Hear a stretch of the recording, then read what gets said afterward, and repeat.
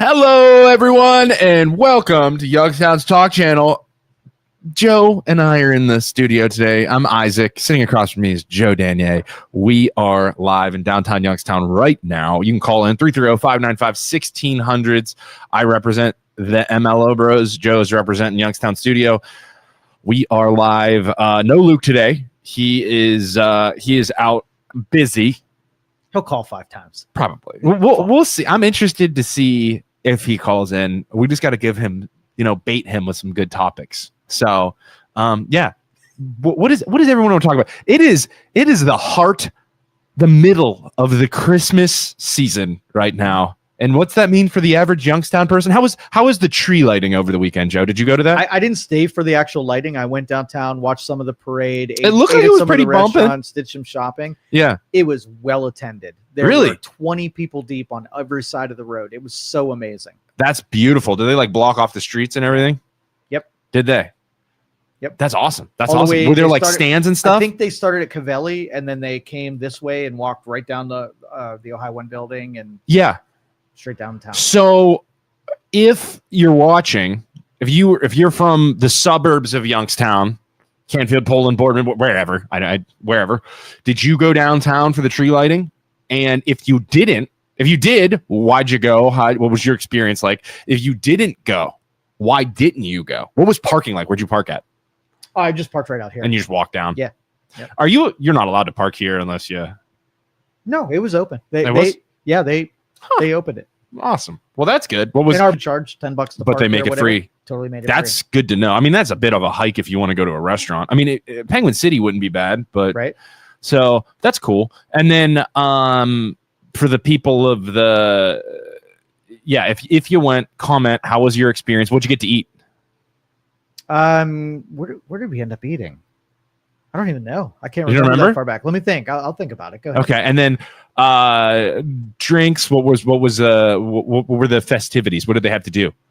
So they have vendors all along the street. They have hot chocolate and ciders. Yeah. And I heard Penguin City had like a truck or something. Yep, food trucks. Oh, cool. And so there was tons of food. And then they had the flea that was down there where they had vendors set up selling tchotchke. It was really, really cool. And every restaurant, we went down to every restaurant, they were all at capacity. I couldn't get into them, and that's great. That's a beautiful thing. 100%. Yeah, that's awesome. That is so cool to see.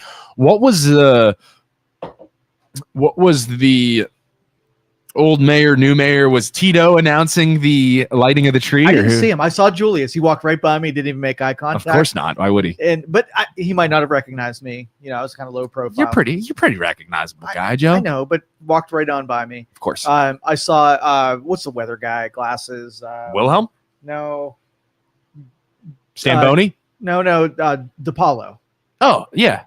Yeah. He was doing some of the MC duties. Okay. How'd he do? Stage really good. Did he? The dude's fluent when it comes to making announcements. Yeah. I probably couldn't do that because when you see a float, you got to say something pithy and entertaining about everything that's going by. Yes. And not repeat yourself after the 900. So there was a parade. Yes. I'm so out of it. I had plans over the weekend, so I just didn't even think about it. Those suburb people, they rarely. Right. I just cannot support down. No, but that's sweet. Yeah, that is tough. People don't realize we're having a conversation. There's nobody else in here. Okay. In that scenario, DePaula has to go up there live, give interesting details about, does he have notes or anything? Or no, he was doing it on the fly. The cuff. That's really impressive. That's very impressive. Dude was really good at his job. Yeah, that's awesome. And not sound like a blubbering idiot. You know what I mean? Actually come up with good points about each thing without sounding he's like an funny idiot. He sandbags when he's doing the weathercast, but in person the dude's got some humor. He's good. That's awesome. Very cool. I went up to my wife and I, we wanted to get out of Youngstown for the weekend, so we went up to that Geneva on the Lake, which in the summer is wine country, is dead. There was nobody up there. It was kind of nice, but stayed in the lodge up there. It's funny. The average, it's definitely an older demographic. Yeah, up there. Sure. Okay, so you're talking, Rick. What up, dude? You're talking a lot of boomers. But what I think was what was fun about it, a couple things happened that I wanted to discuss. First things first, a lot of roundabouts. And I would like to argue that demographic does not know how to efficiently operate in a roundabout. The just always stopping. A yield sign is not a stop sign. I don't know how many times I've said that, but just constantly almost getting into an accident behind the older demographic up in Geneva trying to operate around a roundabout. If there's an empty roundabout, you go. You do not stop. That's what makes them efficient, is you do not stop. You're not sitting at a red light. You go if nobody's in the stinking roundabout. Oh my gosh, it makes me so frustrated. The other thing I'd like to ask you, Joe. Yeah. This lodge, the customer service was fabulous. They were so at a place like that.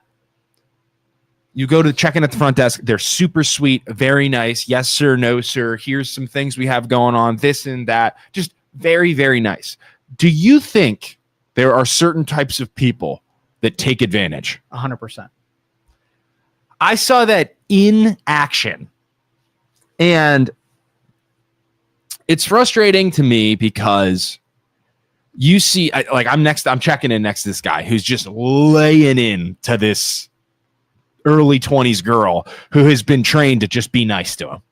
So she's like, "Oh, I'm so sorry, sir. We cannot." And he's just laying into her. And I'm like, at what point are you know she's not going to combat you. So you're being an asshole on purpose and you're really just laying into her so that you get free stuff. And that's exactly what happened. And then they folded and then they come out of the back room. "Hey, sir, I'm so sorry this happened. Here's goodie bags and this and that." And it's like you're promoting that type of behavior. Rewarding it. You're rewarding that type of behavior by allowing that person to be an asshole and then giving them gifts in order to make up for it. And it's like, oh my God. And I was like, my generation would never do that. I would never, for the sake of just being a jerk to get rewards, we don't do that. So let's just say you go behind the counter and you were like, "I got this, honey," right? Yeah. And now you're the customer service rep. Would it have gone different? Would it have gone down different had you been interacting with that customer? What you do? What I would do? This is what I would do. Okay. I'd go behind the counter. If I was behind the counter, I would look at me like so. You need to punish while still not being a jerk. Yeah. What I would do, I'd say, "Hey, sir, how are you doing today?" To me, standing next to this guy, be like, "Hey." So there's still an Isaac in front of Isaac right now. Yeah, there's just still asshole on the right. Yeah. Isaac to the left. "Hey, we're doing this thing, random customer reward program. Thank you for being so nice. Thank you for being so easygoing. We want to promote good customers today. Here's a goodie bag," right in front of the guy. Yes. Just to promote.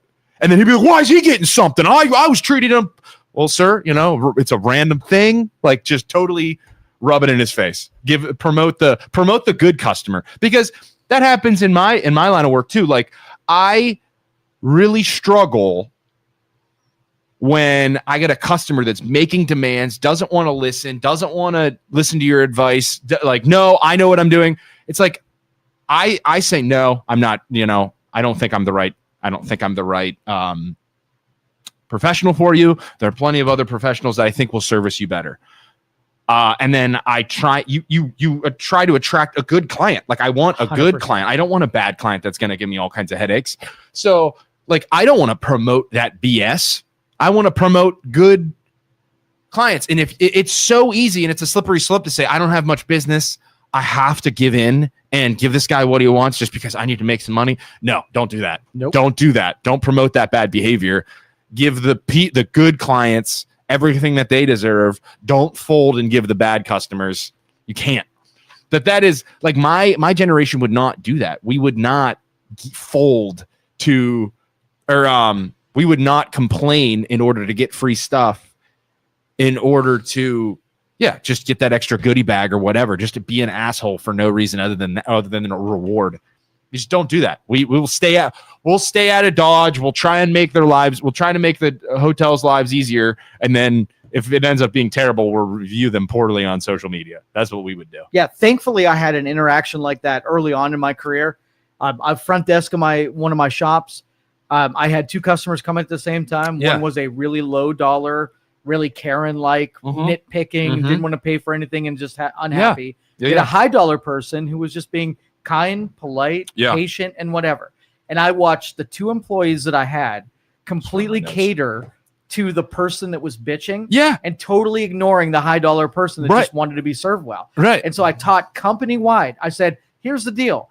You call it out and you say, you're being unreasonable. Right? Yeah. You're causing a scene. Let me take care of this customer who knows how to behave. Right. Yeah. And pay all the attention. Right. And guess what happens to bitcher? They either get in line or they leave. 100%. Yeah. And it's okay to fire people who are assholes. Yeah. Yeah. You can fire clients. The customer 100%. is not always right if they're unreasonable. That's right. And just being ridiculous on purpose because they think they're going to get a reward for it. 100%. Yeah. And I just there wouldn't be those restaurant Karens if restaurants wouldn't give in because it was easier just to give in than fight it. Right. And then the other thing I wanted to bring up at this hotel. So this lodge, super nice. How do you feel about, like, you go to wait, hold on. One comment. Sorry, came in. Carter said, nothing to do with generations. There are idiots of all ages. He likes to pick on boomers. That's why. Listen, I'm not saying that all boomers do that, but how come every time I go into a hotel and somebody's doing it, it's not somebody that's my age? I mean, it's fair. I'd love to see some statistics. Okay. Because I think an older generation, especially if it's a younger girl behind the desk. Well, all right. So especially if it's a younger boy or girl behind the desk. Let me give you the data on and they can talk down to them because they think they deserve something. I don't know. We've talked about this before. It seems like there's an entitlement issue with that generation, but we don't have to get into that today.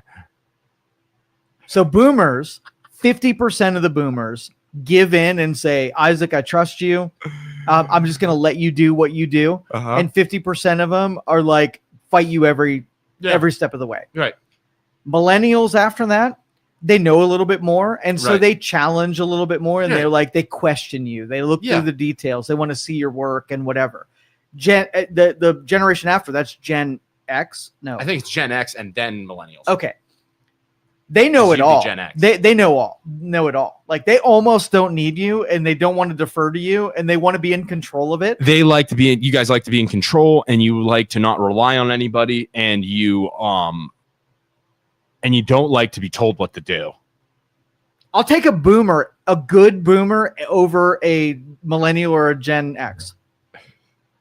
Because they are home because they probably don't have a job or take that from Carter. Or there are reasons why you have all your generation has all the money. Because want to know why? Intelligence? Because the generation tenacity? Because the generation that came before you that fought in World War II understood the concept of leaving the world better. The American dream in leaving the world better than how they got it for the next generation to continue. But what did you do? You do not understand that concept. Your generation is completely entitled. The boomers are completely entitled to know this is mine. You get nothing. I'm keeping all of this until I die. There will be nothing left for you. That is not like your generation before you, the boomers at least. Why so much? What boomer hurt you so bad? No, and I argue this. I don't just say I hate all boomers. No, I argue this with my parents all the time. It's just statistics. It's just statistically what is happening. The average first-time home buyer is 55 years old. You think that's okay? You think that's the American dream? 55 years old? And don't give me when I was 20, I bought a house and the interest rates were 80% or 17% or whatever. Yeah, the average home was the price of a freaking sedan today. Okay? So don't give me, and we've been through this a million times. But your generation does not like leaving the world better than when you will take everything to the grave with you. But I mean, we're going to eventually that money is going to have to flow to the next generation once you die. Once all of you finally die, because you're the biggest demographic, because none of us are reproducing. No, everybody's worried about overpopulation. That won't happen because none of us are having kids. Population collapse more than anything. Population will collapse because of you, because of your generation. So thanks. But I'm going to agree with Carter. That was a stupid comment. What? Stupid comment. What's a stupid comment? Going after the boomers like that. I don't think it's holding stupid. them all hostage to your trauma. Like, that's unfair. I don't think it's unfair. It's totally unfair. I There's think some good boomers out there. There are great boomers. I don't think they're bad. They're bad people. I just think you don't think you took a generalization totally sweeping across all boomers. I apologize for my sweeping comment of all boomers. Okay. I don't think all boomers are like you called them all entitled. You did. Okay. Right. I apologize for making a massive generalization. Okay. I think there were a lot of them as generation as a whole compared to the generation that came before them. Okay. There are cultural differences between them, overarching, that have affected society in different ways. Do you think that boomers get blamed for a lot of things that they're not ultimately responsible for? Do I think there are things that have happened that they aren't ultimately responsible for? I'm a boomer and I have a 4-bedroom that I have no kids and I'm holding on to, and you'd really like me to sell that to release it into the populace? But no, I don't. So the reason, a large reason for why that is because they like that community and they don't want to. They want to stay in their house, and I don't blame them. I don't blame them for wanting to do that. It's paid off, right? Why not? Right, and with current interest rates, it's like why switch over to a condo? But everything is so expensive. Like you can't build a smaller house for a reasonable price right now. But you can't build a smaller house, and there's not a lot of smaller ranches. Everybody's constantly fighting over smaller ranches. Okay, so your first home, your starter home, what'd you end up paying for it?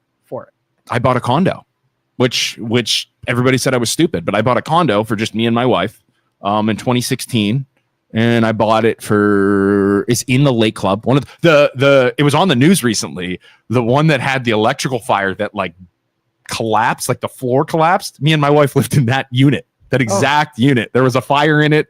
But yeah, 2016, right out of college, I bought it. Everybody said I was stupid. All of my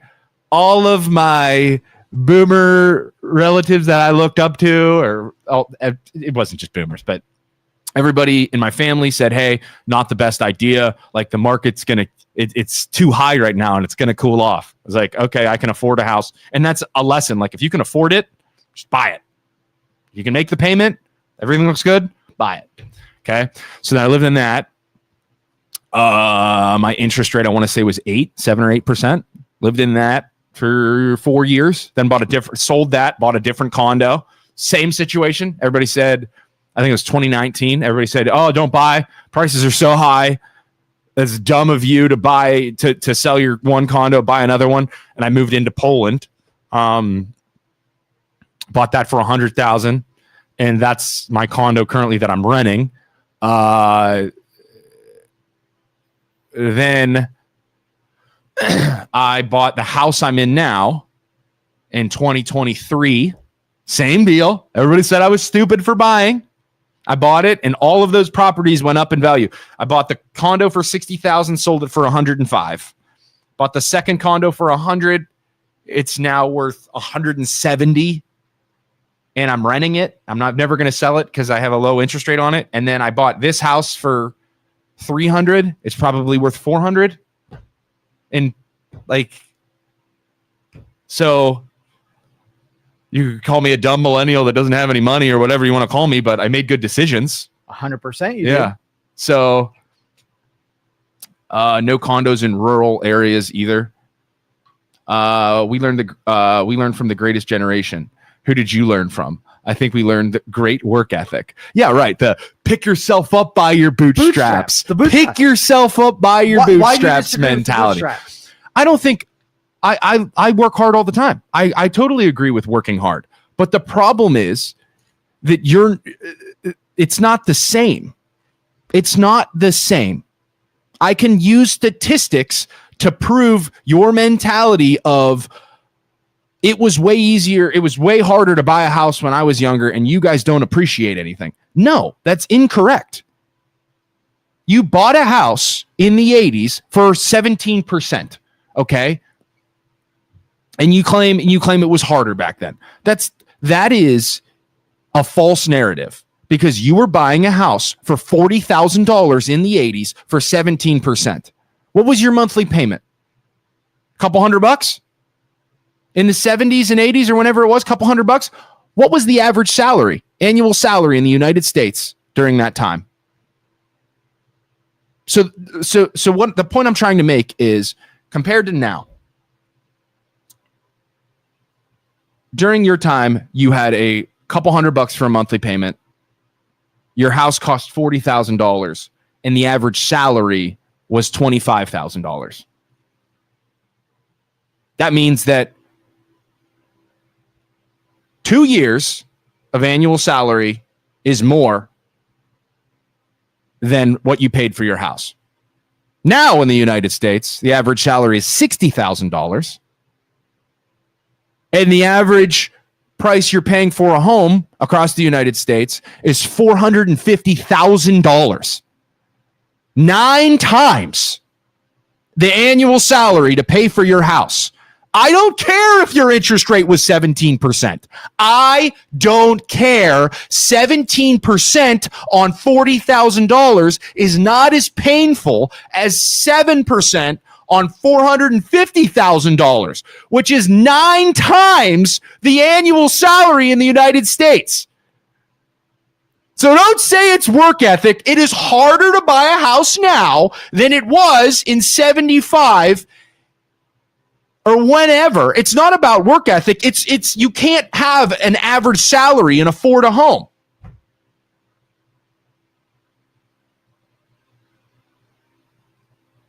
So no, that's it, the American dream is dead right now. So what do? How do we fix it? Penny Lane says I'm right. Thank you, Penny Lane. Carter, would you like to argue my statistics? Because my statistics aren't wrong. Go ahead. Type in the old Google machine what the average salary was in 1970. Type in the old Google machine what the average home value was. And when you break it down according to what the annual salary was compared to the price of the home and how many annual salaries it takes to pay off the home, you could pay off a house in a couple of years if you save your money. You can't. It's impossible to do that right now. And then you look at the monthly payments. 7% on $450,000. You're getting up to a monthly payment of over $3,000. And you expect somebody to afford that on a $60,000 salary. It's impossible. The bank won't give you the money. I'm a loan officer. I'm a real estate agent. I know this stuff. I promise. They're not going to give you the money. They're going to lend up to 50% of your monthly income on a monthly payment. 50% of the annual salary of $60,000 is what? A lot less than $3,000 or whatever your monthly payment is going to be. It's impossible. So who put us in that situation? It wasn't millennials. Millennials didn't get us to this position because we don't have the freaking money to do it. Who did? How do you solve this? So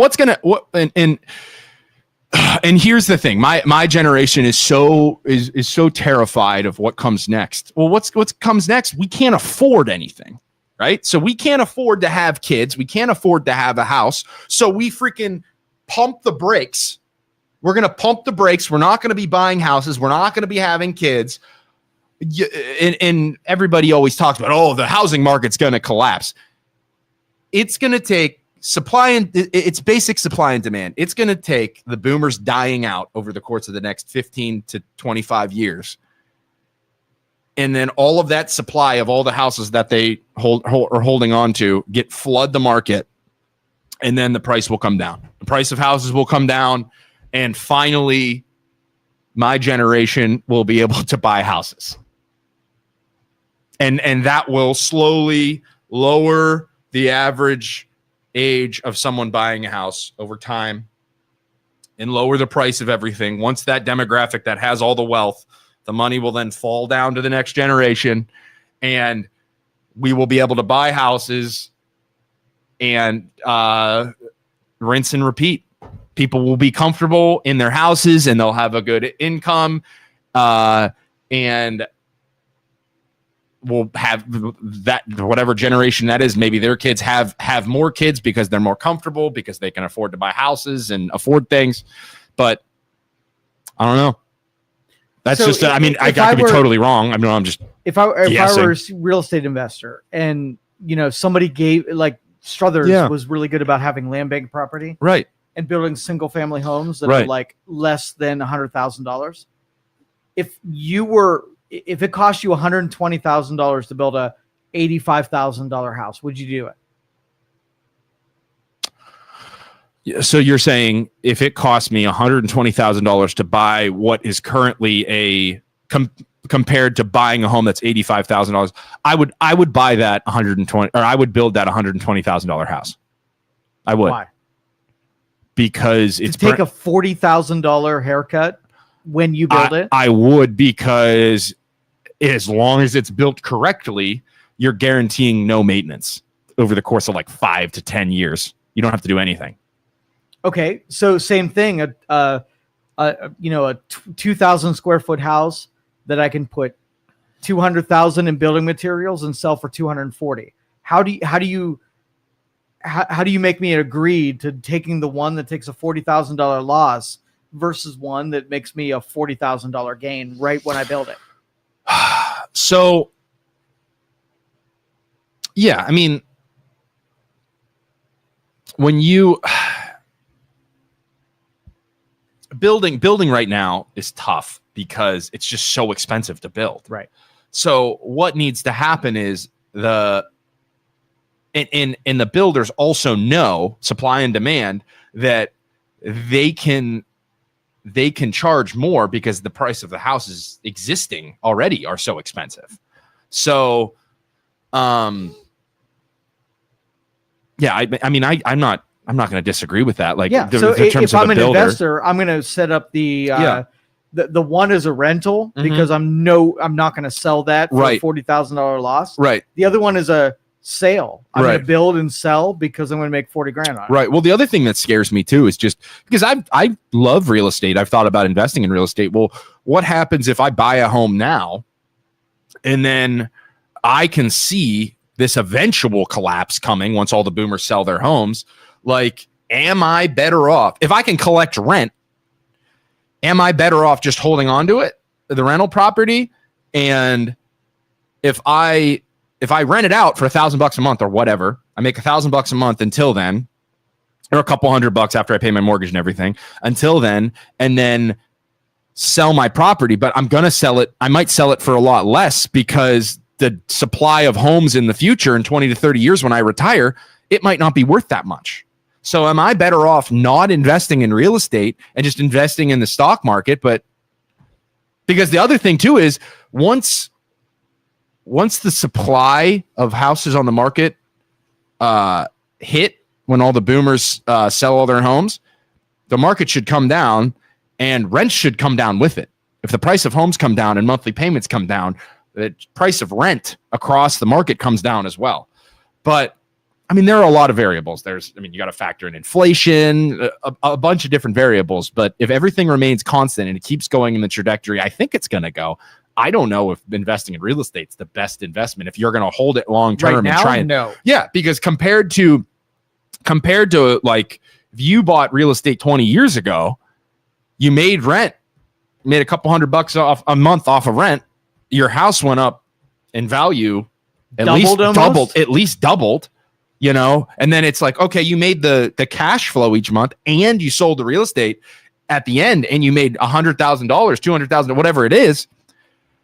compared to you buy now and you sell, you don't know if you're going to make that 2x. Right. When all the supply gets pushed into the market. Let's go to some comments. Then you lose that 2x. which I have a rental property. I think about it all the time. Let's go up to some other comments first, if we could.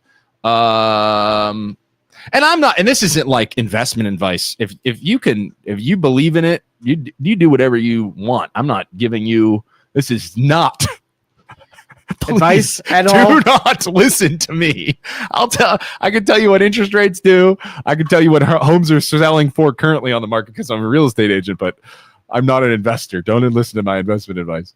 I just want to compliment the Superman hat. This is actually my wife's hat. When we started dating in college, I stole it and I never gave it back. But thank you. It is 72 degrees in here, so the hat is not necessary. It's not, but I like it, so I'm gonna wear it. Okay. Penny Lane said, "Yes, Guy, what is awesome? So right. Solve this. Stop voting for." So that's what we're gonna disagree. Because the problem is, make corporations pay. It's not rocket science. So I think there should. I will agree with you, and then I will disagree with you. There should be some kind of limit for corporations buying up all the real estate. What kind? What would you do? I don't know. And I think I'm hoping that over time the market will punish them as the market comes down. But I mean, you've seen a ton of real estate being purchased lately by corporations. Right now, as it stands, when you're writing mortgages, you're allowed to have 10 mortgages in your name before you're forced to get a business loan, a commercial loan. Can we turn that light off? What light? That one right there? It's like blaring in my eyes. No. It is like totally blaring in my eyes. So right now, such deep as a like individual, if you can get up to 10 mortgages for 10 different properties in your name before you're forced into a commercial mortgage. So like, I don't think some kind of cap would be bad. I really don't think it would affect people. I don't know if it's 10. We can argue over if it's 100, but if mega corporations are owning all of the real estate, that's a problem. That does affect the American dream in some regard, because then they can control the prices if they get enough. Well, I agree that foreign investors shouldn't be able to buy properties in America. Okay. But American investors, like if I've got some bank and I want to put investments rather than the stock market or bonds, I want to put in real estate. Right. Who are you to tell me that I can't do that? Yeah, but what if it's billions and billions and billions and billions and billions and billions and billions of dollars in a specific market, and then they're like, oh, we're gonna make rent. You don't think at an extreme, tell me what I can and can't buy. Think at an extreme level that's bad. Yeah. You don't think it could be taken advantage of from American investors? No. Okay. So compete against them. So a company comes in. Yeah. And buys all of the property in Youngstown. Yeah. Every single house. Okay. Yeah. And then it's like, hey, rent's $3,000 a month. If you don't like it, get out. Yeah. You don't offer think that's them good? More. Like, why would you not just compete against them and say, okay, institutional or business investing only wants to pay $100,000. So my question would be, I'm going to give $110,000. Do you think do you think there should be any type of laws protecting the people from monopolies or any type of monopolies? Monopoly is a real thing. Yeah. No, but by going to the free market and buying stuff that's available for sale, and making an offer and someone accepting it. Yeah, that's just a transaction. But isn't that how a monopoly happens, though? Is they buy up all the competition? A monopoly happens when you have an unfair advantage over a regular consumer. And how does that happen? It's being able to pressure the sale because of the power that you possess. How do you get the power? You accumulate and buy enough properties to have that power. Okay, so there you go. You got to the same. It's the same thing. It's the same. So you buy all your competitors. Yes, and then.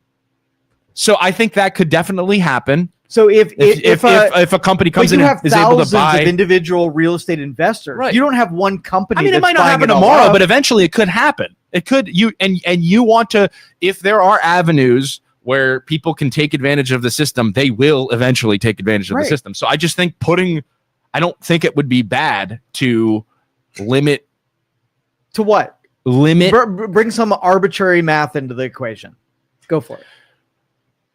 What do you want to limit? I mean, because I'm gonna limit you in the same way. At what point is it too much to own 1,000? Yeah, should you be a billionaire launching rockets into space? Like that's too much. What you could do? I guess you could do percentages. So you could be like, once you're at capacity within a community, like, hey, only 25% of the community can be owned by mega corporations. I don't think that would be that ridiculous. You are kicked out of the Libertarian Party and also the Independent Party. You're just a Democrat. The most important thing that the government should do. Tell me. It's okay. Yes. Wow, you sound like a liberal crazy person that calls me a Trumper all the time.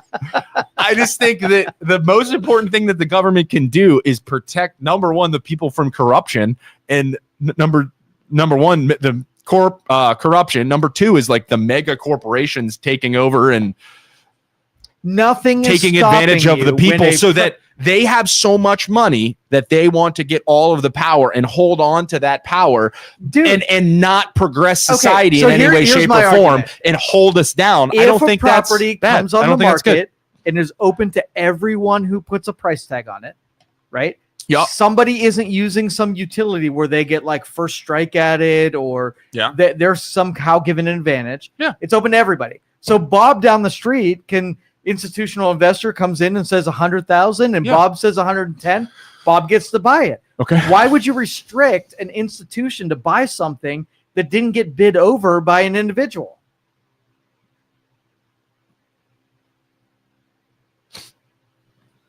If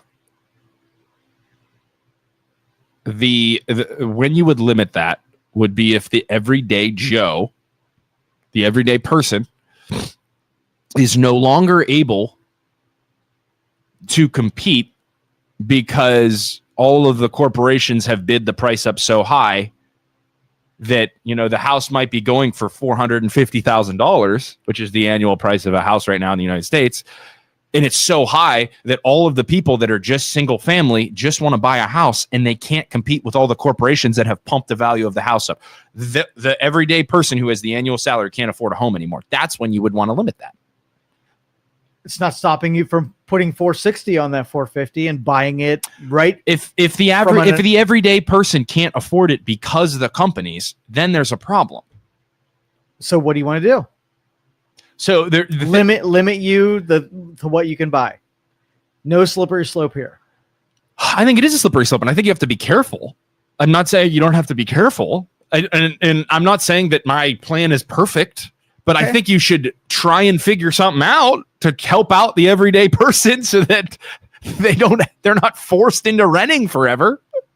Because that's the American dream, right? The American dream is the everyday person should be able to buy a house comfortably, have a couple kids like they could in the 70s and 60s. It was like dad went to work and mom stayed home with the kids. It only took one salary and everybody was comfortable. And it's like the American dream, right? That's gone. That is no longer a thing. So let's just say I build a house. Okay. Can I select who buys it? Can I take all of my offers and decide which one, no matter what reason? If you want to. Seller has.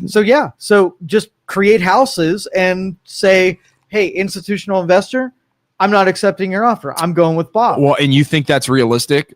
Yes. You think that's realistic? Yes. Would you rather take an offer on someone who the financing is assured and easy and templated over like these Bob who's complicated, I'm going to explain it to you right now. Go ahead. And it happens in the market every day. I'm a real estate agent. I see this happening. So why would you take a first-time home buyer loan, 3% down? There's going to be a couple hoops to jump through because it's a first-time home buyer. And yeah, it's a first-time home buyer that wants to start a family, and they're good people. As a seller, you see them, and you're like, wow, such sweet people. I'd love to help them buy a home. But then you have an older person who has cash from selling their mansion that's downsizing. Because remember, first-time home buyers who just want a small little home are also competing with boomers that are downsizing from the bigger home that they raised their family in to a smaller home. So first-time home buyers and boomers are competing, and the boomers win all the time because they have cash. Right. So it's the same type of thing. They're a better buyer. They're your perfect buyer. Right. But like you said, why would you give it to the first-time home buyer when you could get a cash offer from 100%. A boomer or from an investor? It's like, hey, here's easy transaction. Here's cash. Take it. So why would you take the first-time home buyer? It doesn't. You're not incentivized to take the. Yeah. So they're a terrible customer. Like we just talked about a deal where we had your jerk at the front counter that's hard. They're not a terrible customer. And then you go to the person that has the cash. They are not terrible customers. They're just, there's more hoops to jump through. There's more barriers that the sellers have to go through. But I'm not blaming sellers for taking the easy. I would totally take the cash offer. But the problem is, it's like if the market gets to the point with investors and corporations where they own everything, that's not good for the everyday person. Just like a monopoly, and they own all the product and they can charge whatever they want and take advantage of the people. It's the same exact thing. But they're not wielding a power that is a power position. They're putting a bid on a house and they're willing to pay more than you are, and they buy the house legitimately. There's no advantage there. Yeah, there is an advantage to How? them. If they own everything, that's they have a massive advantage. They have more money.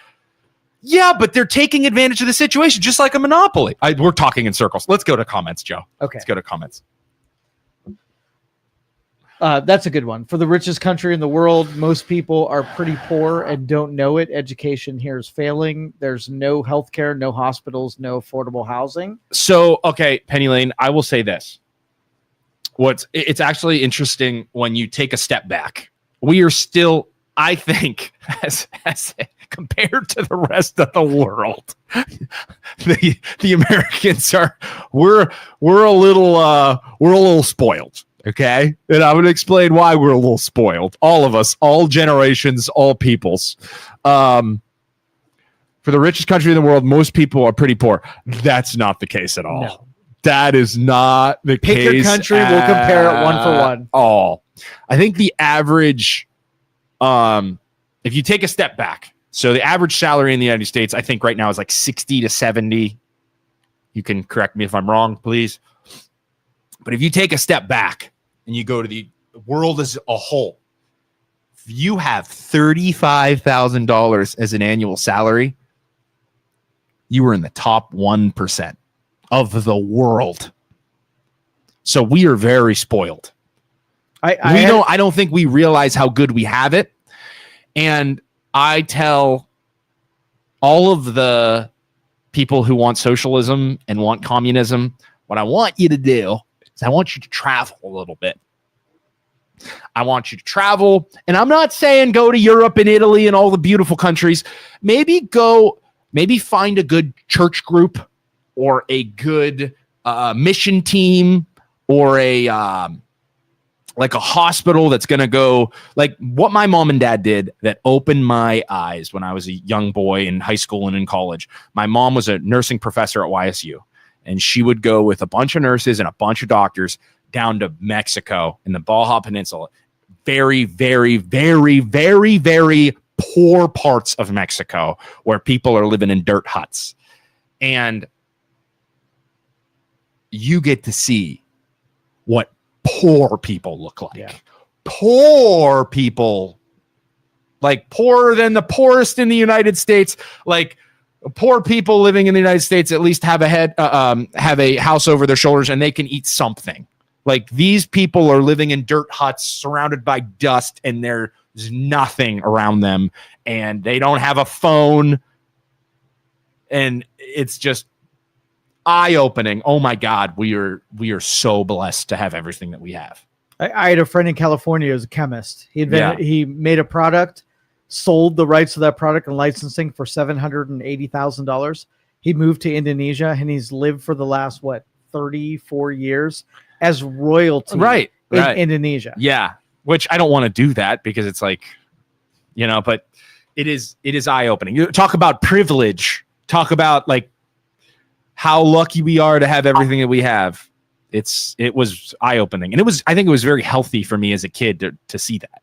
All right, caller, what's up? Yeah, this is Hank. Oh, here we go. There he is. I'm calling because I am tired of this goddamn millennial Isaac talking about stuff. He's a millennial. He doesn't know what he's talking about. Let me tell you what.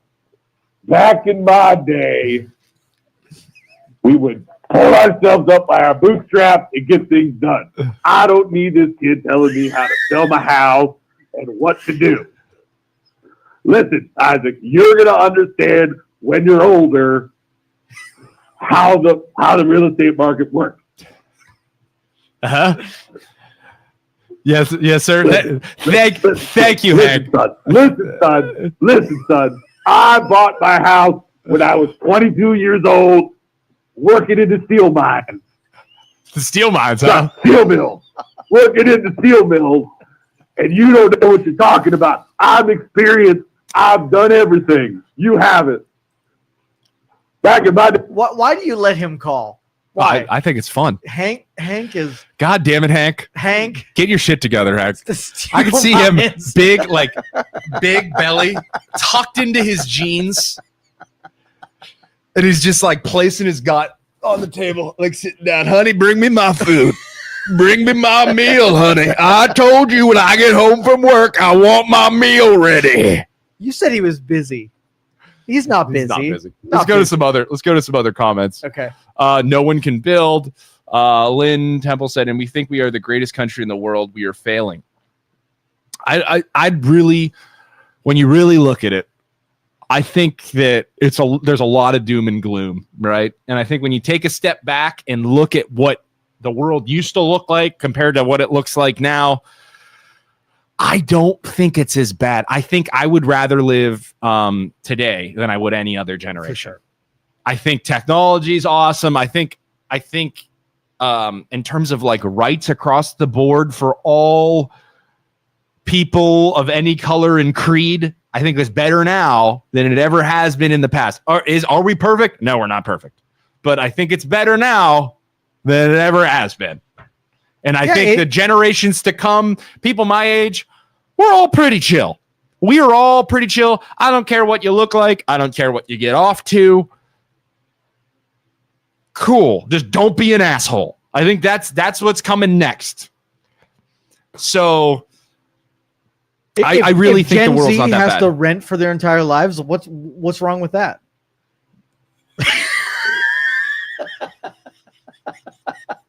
They can find the stock market to invest in. They can find other things. Spoken like a true boomer. Spoken like a true boomer. Yeah. That's cool. The American dream was great for me, and I was able to use past generations that left me all this great stuff, and I worked really hard, and I got all these good things, but the next generation, who has it way harder than I do, they need to figure their shit out, stop complaining, and I'm not saying that there aren't a lot of people that sit around and don't do anything for my generation that don't want to like make their life any better.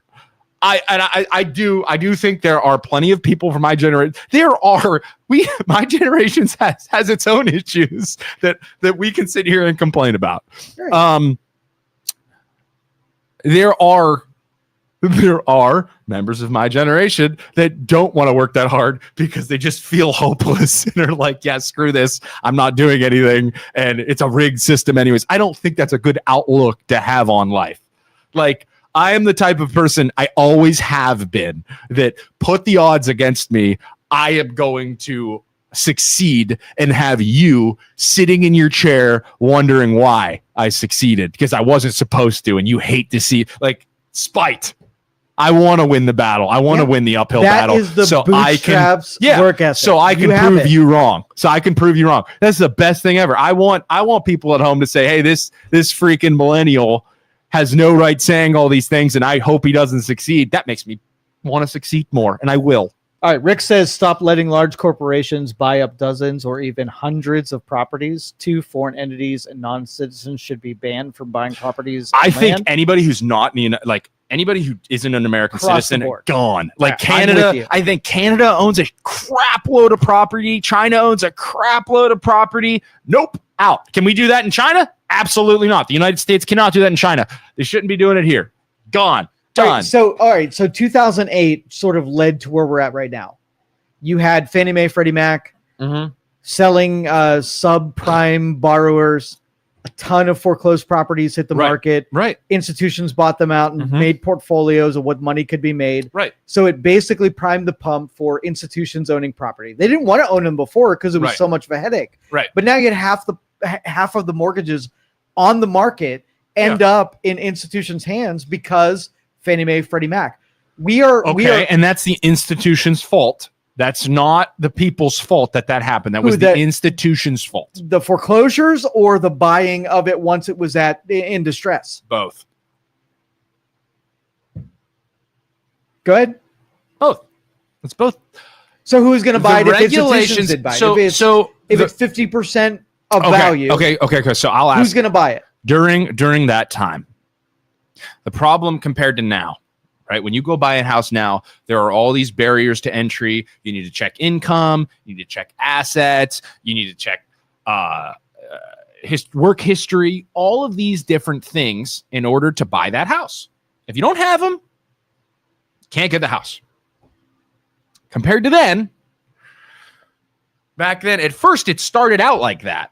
Okay, you have to make sure you can afford the home in order to buy it. But then everybody got greedy. The industries got greedy, and they started lowering those barriers to the point where in the early 2000s, you can ask Luke, when he was loan officer, they didn't check shit.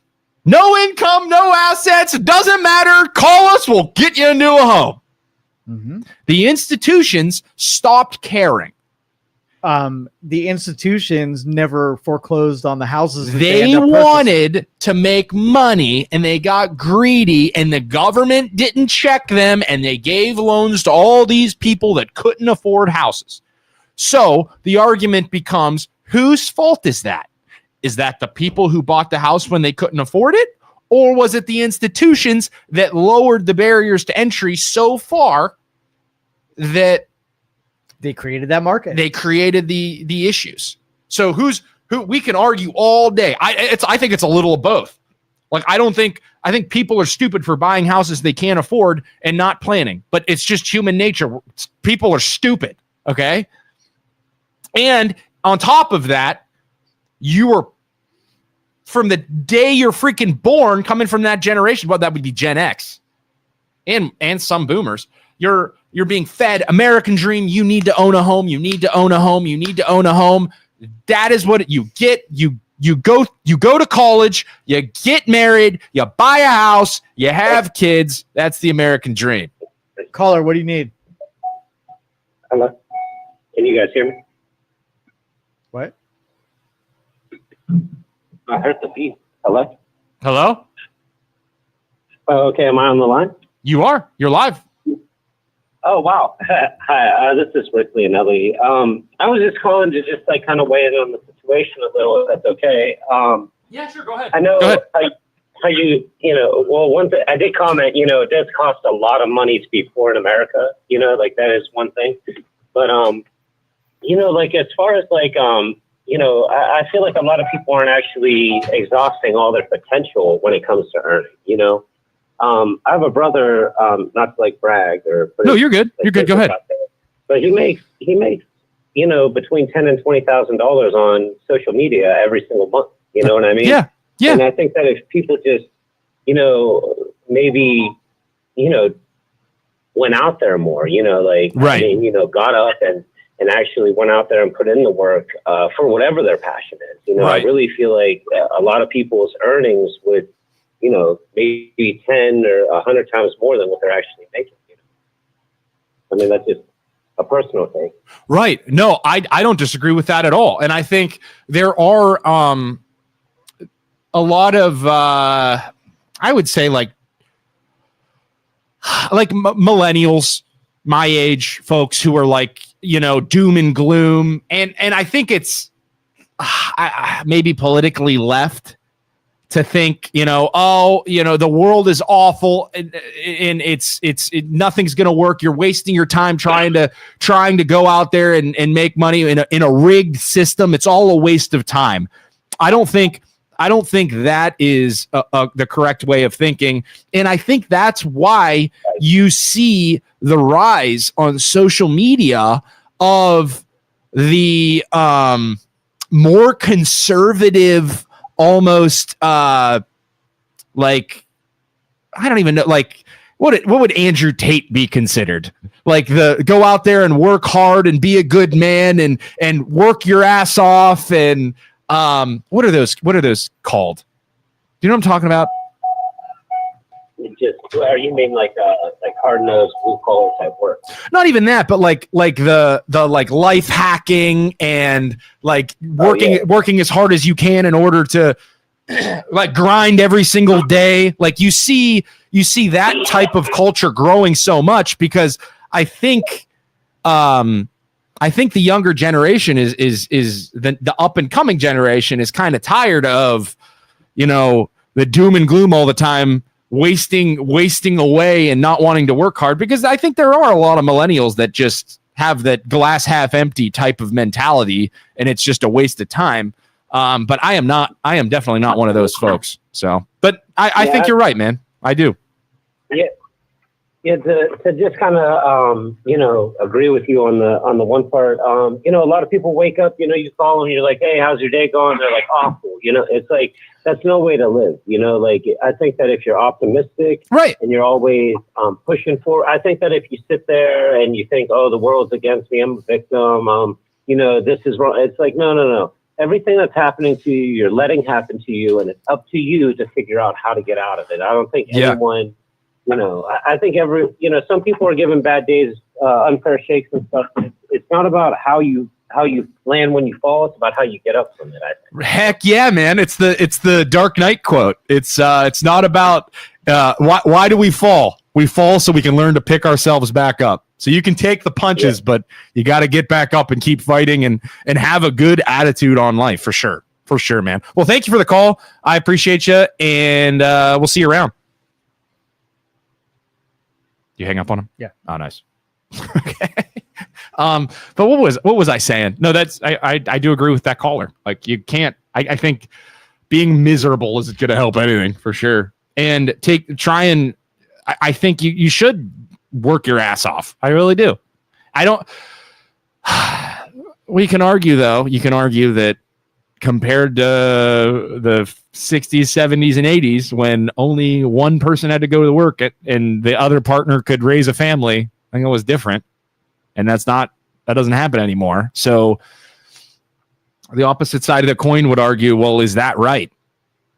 Is it right that both parties in a marriage have to go to work and be hustling, or should it be the old way? Well, do the analog and go back to the the 30s and live like somebody did in the 30s. No luxuries that were non-essentials. And could you live with a single someone working, someone staying at home? Yeah. If you didn't take on any of the luxuries, central air and cable television and 2 cars and all the other expenses that require. The cost of everything has gone up dramatically. So in order to have your lifestyle, both parties have to work in the household. I disagree. I think you can pull it off. You think you can pull it off one person? Yeah. I think you can too. I mean, some people can. Yeah. Some people. How many times like as a kid did you eat out versus now? Restaurants and fast food or whatever. My parents both had great jobs and we didn't eat out much, and they were both hustling too. Okay. What do you think today? Do you think people eat at restaurants and take the luxuries of someone else preparing your food? I think they did back then too. I think the average person doesn't penny pinch and budget themselves, but they could, and that's what could. That was commonplace in the 30s. Yeah, because you're going through the You're Great just Depression, choosing the luxuries, and those have a cost, which means that 2 people have to work. Luke made a good point here. He did. The MLO bros. Zillow lost huge on their purchasing homes. So Zillow was taking their estimates and they were buying a crap load of homes in hopes of the market going the market going up and then selling off. And I think they lost their ass. They're also getting their shit suit in too by a bunch of different parties because they're doing shady stuff, which everybody knew they were doing. Let's take some other comments. I'm sorry we've been talking so much and not taking comments, guys. Lynn says, so your American dream is more important than a younger couple trying to get their dream. I think they're arguing what we were arguing earlier. And I'm an investor. I own 7 now. It's not exactly the amount as the availability. We cannot compete with them. We never have a chance. I own, and I'm a landlord. Like, I'm not saying that in owning real estate is a great thing that the average person should be able to do. I am just saying that where like, should there be a limit? Like, at some point, should BlackRock be able to own all the homes? I compete with other people in real estate. Yes. Right? Yeah. And when somebody has an advantage over me, that's when it gets non-fair. Right? So if I'm a person willing to buy a property. That's not what I'm saying, though, Joseph. And you know that's not what I'm saying. Let's just say XYZ company, they get first look at something. Life even isn't before fair. I've seen it. I understand that. They get to buy it. I don't. And that's unfair. That's not. If it hits the market and then I have to compete with what I'm willing to pay for something, that's fair. That's not what I'm saying. I understand. I'm not arguing with you. I'm not. Okay. That's not what I'm saying, though. I'm saying... You're saying limit the person where the same gravities... I'm not even saying person. I'm saying you have to draw the line somewhere. What's your all line? The crazy people on the left you're can't monopoly. Stand, all the crazy people on the left that you can't stand about their social what would it be? Like the way they run their lives and what they want to do and what they don't want to do. Socialism, like you want to try and stop them from doing any of that stuff. Okay. Stop who? The left from any of their ideas. Picking out a template and serving that template. Okay. So when you go too far in that direction, you want to draw the line somewhere, right? And I agree with you. There needs to be a line, and what you're choosing. So on the opposite side of the spectrum, at the opposite side of the spectrum, if you go too far, you gotta draw the line. I can't believe I'm arguing socialism. You're Bernie Sanders today. I'm not. You're Bernie Sanders. Okay, I'm going to call you. I am just saying the government needs to do something. We can't just totally eliminate them. Sucks. I'm not. I don't think it sucks. If I don't think it sucks. If I own to stop mega corporations from buying all the properties of the United States with advantage, that's my asterisk. Okay, so if I own 7, is that too many? No, I don't 10. think that's too many. No, I don't 50. think that's too many. I think at some point you get to the point where it's like, hey, I need to make a company and I need to own invest. No, I don't. 100. I'm not saying the everyday. I'm trying to the find everyday. The freaking line. Just you like, set a line. I'm trying to find it. Joe. Yes. It's just like the mom and pop business that owns a bunch of real estate in the Youngstown market. I don't have a problem with them. Okay. I am saying that the extremes can happen. So give me the number. I've said 50, 100, 500. What's too many? I think it would be percentages. I think it would be if mega corporations own 50% of the property in the United States. That's not good. So just limit it at some point. If they did it legitimately, we have to come up with by putting a bid in, and they had a buyer. I'm not the guy. I'm not a government official that's going to make that decision. But I think you should seriously consider that that's not a good idea. And I need you to sit there and say you got to draw the line somewhere. We don't have to decide. There needs to be a line, a fair line. Correct. Period. Thank you, sir. Thank you, sir. See, look. Stop screaming at me. I don't like raised voices. Look, it makes me anxious. Look, I don't like it. Look. See what happens when you force two people that disagree on something to sit down in a room and negotiate?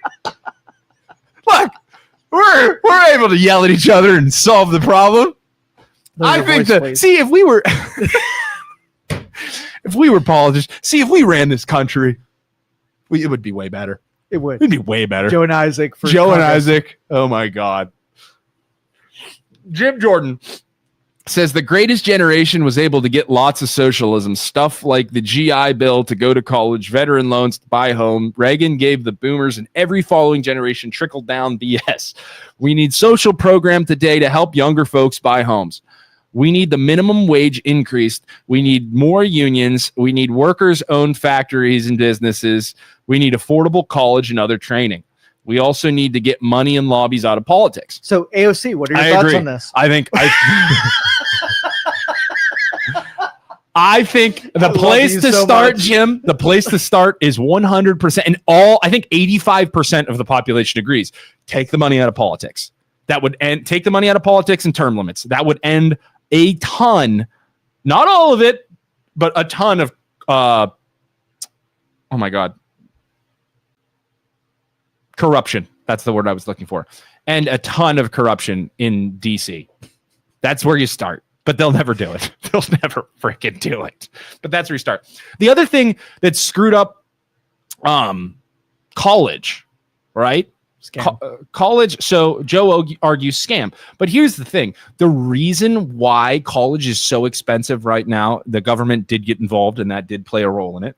But for a very long time, especially my generation, we were force-fed by our elders. You have to go to college, by parents, by teachers, by everyone. If you want to be successful in life, you have to go to college. You have to go to college if you want to be successful in life. The average person who goes to college makes $1 million more dollars than the average person who doesn't go to college.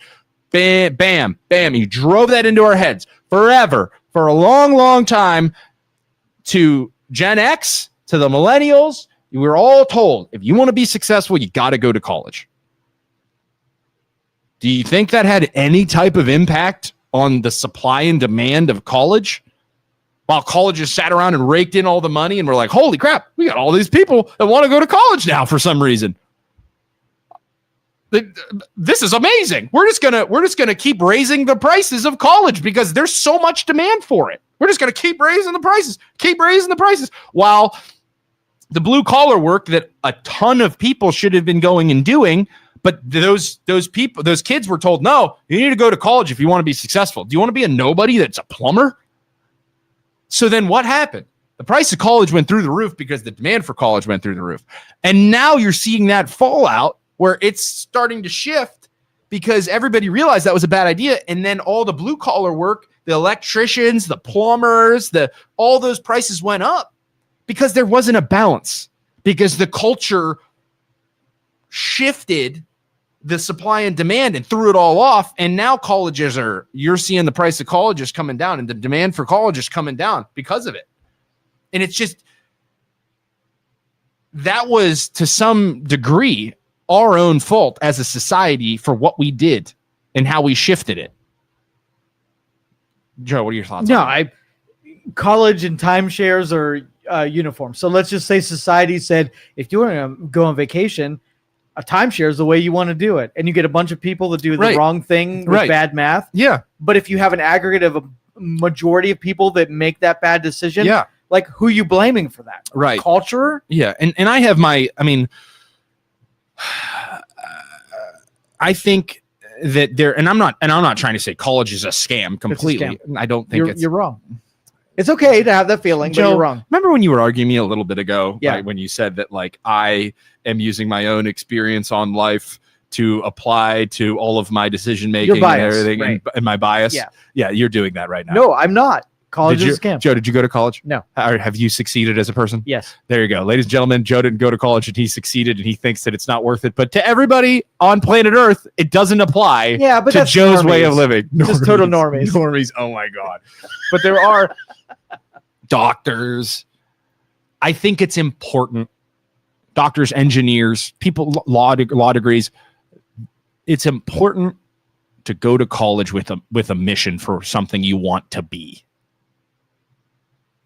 Like, I'm going to go to college to be a doctor. I'm going to go to college to be an engineer. I'm going to go to college with the goal of being this. I think that's important. I think you're wasting money if you're starting out as a freshman. You're like, I have no idea what I want to be, but I want to drink and I want to go to college and 100%. Party my ass off. I don't think that's smart. Don't use the exception. Right. There are truly endeavors that need a college education. Yes. And that is 10%. Right. 90% are wasting their money with a scam. So, I think when I first started as a loan officer, they wanted a college degree, but I don't think it's required. Do you know that it's required to have a college degree to be an appraiser? Did you know that? No. They require that on a state level. Scam. Total scam. Yeah. But I think that to an extent that wasn't the government. Maybe the government was funding these missions to get everybody to go to college so that America's better. Like I could see that happening. Colleges did really well financially with that. Of course they did, because everybody was forced to go to college. That was great. Great for them. Right.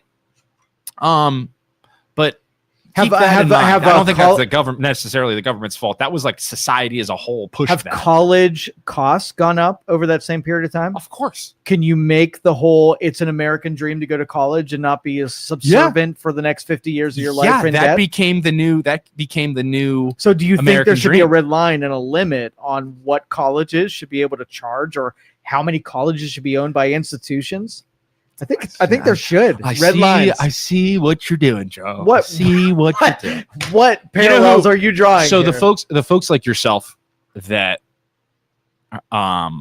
ended up not going to college, or the plumbers that started these multi-million-dollar plumbing organizations. You know what they like? They like the fact that college is astronomical, because from a competitive standpoint, they view it as, wow, I made the right decision. Heck yeah. And I got a one-up over all these other people from my generation because I chose not to do it. And yeah, I'm going to call it a scam now, looking back, because I made the right decision, and F everybody. Right. Because they all told me to do something, right? There's a part of you that was like, you remember that culture of, hey, you got to go to college to be successful. And you chose not to do that, went against the grain and succeeded. So you're able to stand up at the top of the hill and stand out. Yeah. Suck it. I did it the right way. You guys all suck. That's real easy to do that from your position. College graduates are the renters. They followed the status quo, became a renter. They have a place to stay, and they're happy. Not great. You know, there are other ways. You see that plumber, drilling $250K. Yeah. Not paying the bounty to the college institutions. Let's take some more comments. I'm so sorry, guys. We are not keeping up with the comments today. I like that one. The dream is not achievable. Exactly. You have to come from generational wealth, or that's not true at all. See, that's the glass half full mentality from the left, Penny Lane. I don't believe that's true at all. There are plenty of people in my life that have come from nothing that have succeeded because they chose to not have that mentality. And I don't think it's healthy to be telling the next generation that might be poor, hey, the game is rigged against you and you will not succeed, so stop wasting your time. I don't think that's healthy for anybody, because there are people that came from nothing that have succeeded and they can do good. Well, Rebel Mortgage pushes against the status quo and says be different and win anyway. Yeah. Embody it. That's a great segue into the company that my brother and I own, and as well as O'Keel, are one of our co-owners of Rebel Mortgage, who came from nothing, who came from the hood of Akron, and he is a successful loan officer, dual licensed, by the way, loan officer and real estate agent that owns the brokerage with us. And we go against the everyday average bank, the suit and tie lender. Why would you work with the suit and tie lender when you could work with me and my Superman hat and my hoodie and my sweatpants? Did you guys bootstrap it, by the way? What's that mean? Bootstrapping, like just grind it out and make it happen. No, see, it's much like you, Joe. Much like you. When we got into mortgage, everybody told us, "Hey, Isaac, you're not going to succeed if you wear a hoodie and sweatpants and a hat every single day, because you need to get like us and be like the suit and tie lender." Do you see the button-down shirt? That sounds dumb, and I don't want to go into a bank every day and be intimidating to my clients. I want to relate to the everyday person. So if there are some people that don't want to use me for financing, then so be it. But I am the average everyday person. And then guess what happened next? We became real estate agents, because real estate agents are... Do you see my collar, by the way? Have you ever done a collared shirt? Yeah, that's very nice, Joe. And then real estate agents said, hey, you guys became real estate agents? That'll never work. Dual licensing will never work. You guys are dumb and you have a stupid podcast and it'll never work. And we're also real estate agents too. So if you want to buy or sell a house, you can call me. My cell phone number, write this down, 330-921-8978. I'll say it again. for you folks at home. 330-921-8978. You can call me. That is my cell phone if you want to buy a home, you want to sell your home. Boomers, looking at you. You want to sell your home, buy a smaller home for cash, and absolutely destroy any first-time home buyer's dreams of buying a house. I'm your guy. I'll happily help you out. If we can figure out how to get you to use dot loop and sign documents online, because I know you people aren't very good with tech. I want paper. I want paper. I'm just kidding. I'll help. I'll be nice. Boomers too. I'll be nice. Whoever wants to buy a house. I'm not trying to exclude anybody. That's illegal. Anybody who wants to buy a house, I will happily help you. Whatever you want, you just let me know. But thanks for listening. Joe, is there anything you want to say? What time is it? How long have we been going for? No, we got about 10 more minutes. Oh, we got plenty of time. Okay, let's keep going. Let's look at some other comments here.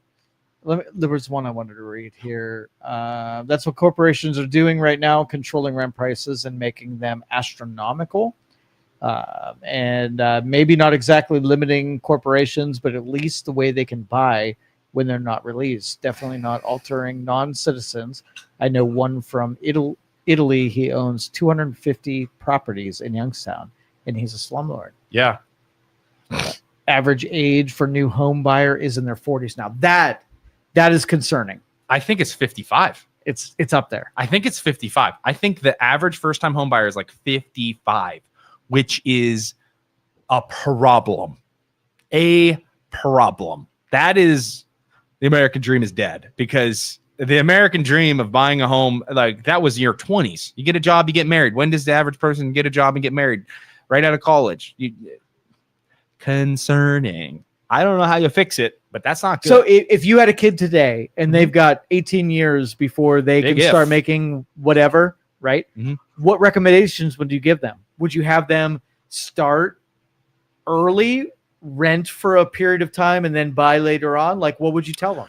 Part of me, and I know some people are like, oh, your dad gave you everything. Part of me wants to like own a house and rent it out and pay it off and make it nice and then like give it to my kid. You know what I mean? Because I want to leave the world better for the next generation, for my family. Generational wealth. Right. Republican. Good job. Right. You're bad at AOC. I don't think there's anything wrong with that, but I would almost have, and I've seen people do that and have success with that, where it's like, have 10 rental properties and then you have 5 kids and you give each one just to try and promote, hey, investing in real estate's a good thing. So your duplex, you would say, hey, run this as a business. Yeah. And then get into property ownership, real estate. Yeah, I don't think that's a bad idea. I think, and stressing, hey, the reason we have everything that we have that's nice and your dad worked really hard is because I don't think just giving your kids everything is the right move, because then you have spoiled brats, but like teaching them and making them understand why it worked is important. Obviously. They own everything. That's the advantage. Penny says, no, not compared to the rest of the developed. They can go to college for free. They have pretty good health care, good roads to drive, post office, not much that sets us apart anymore. I don't think you're only including Western civilization in that, Penny Lane. I think there are plenty of countries across the United States that don't have a lot at all, and they have corrupt, terrible governments that the average person does not realize until they travel to that country how good we have it here. 100%. Because like I was talking about in Mexico, when I went and traveled with my parents and I got to experience that, what was driving next to the dirt huts was police cars that were beautiful, souped up.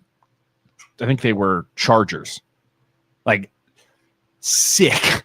So it's like, okay, the cops are driving around in these souped up cars, and I'm riding a donkey while the average person is walking in the dirt barefoot. That doesn't make any sense. Yeah, but when you have Carter says, "Are your parents boomers?" My parents are in their 70s. Yep, they sure are, and I love them to death. And I know I'm sorry for generalizing, but I love them to death. And they worked very hard. My mom's a doctor in nursing. My dad was my dad was always in sales. He worked for pharmaceutical companies, and he worked for what would it be? Medical device companies. Back in the glory days of like Pfizer drug rep days when you could basically buy and pay for doctors to back in the good old days in the 90s. But they both had rock star jobs, great incomes. And yeah, but totally boomers. And I love them to death. But I argue with them all the time about this stuff. You should see us at our family guy. I have lunch once a week with my dad, argue this all the time. And he throws it right back in my face, you know? But still love him. Are you or your dad smarter? Would you say that he's smarter than you, or you're smarter than him? Smart is relative, Joe. To what? I think smart is relative. So what do you want to talk? Do you want to talk about? So like if I had IQ, you want to take an IQ test and see who's higher? I think, especially right now, my dad's getting old. Maybe in his younger age, maybe in his younger days. So you hit the IQ. He is so wise. My dad is so wise in terms of like what's a good decision. Like anytime I make a big decision in my life, I call my dad and I ask my dad, hey, this is the route I'm taking. Do you think it's smart? Do you think it's dumb? And growing up, I was always like, you're being too harsh. I want you to tell my idea is right, and it's good, and it's correct, and good luck. You're going to do great. You're going to do amazing. But that's not how my father is, and that's not how the boomers as a generation are. They are, and I think it's good. As I've gotten older, I've realized how good it is that my dad treats me like this. He's like, no, that's a stupid decision. You're an idiot for thinking that'll work. Like that's my dad. So he's like, and I'm like, okay, could have been a little easier with that big guy, but why is it a stupid decision? And why am I an idiot? So, all right, so you have your dad who is Master Splinter. Yeah. And you and Luke are the Ninja Turtles. Right. If I had a deal and I would take that to the Master Splinter right, or the Ninja Turtles, what would be a good decision? So, you mean for real estate and mortgage and everything, or what are you talking about? Just anything? General investment. Who do I think is going to give me more wisdom? Wisdom, my dad, because his wisdom. I think he definitely has wisdom over. He's been around the block more than me, which is why I take my decisions. But there are some times, every now and then, I run into a decision like when I bought my house or I buy a car, because they're so far. He's so far out of it because he's had money for so long and he's never been in this situation before. He's never been in a situation where he's buying a house and we don't know what the market, like he is very secure in his investments because he's older, which is totally makes sense, right? When you get older, you don't make riskier decisions because you place safer bets because you're only going to be on the planet for so much longer. So he was like, I don't know if you should buy that house, with how expensive everything is compared to when I bought. It's not the best idea to buy a house. So it's like, if I would have listened to him and I would have still been renting, God only knows where I would have been, Also that generation with like taking a leap of faith and jumping into a new industry and starting something new. And it's like, they are very much, hey, stay in your, and my dad wasn't like this, but I know a lot of millennials are, where it's like, hey, stay in your lane, put your head down, work as whatever, and get your work for 50 years and retire and get out. No risk, head down, grind. And I was lucky enough to have a father that says, hey, if you're going to, that might be a good idea. If you want to do it, I'll believe in you, but just don't be an idiot, So Luke's out driving around doing something. He's busy. Pennyland Jesus is Hank, really Alex Jones.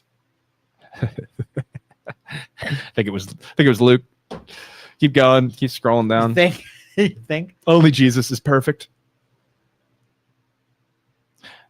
That call is the perfect reason why your generation suffers. Which call? Was that Luke or the other guy? Isaac is the most evolved.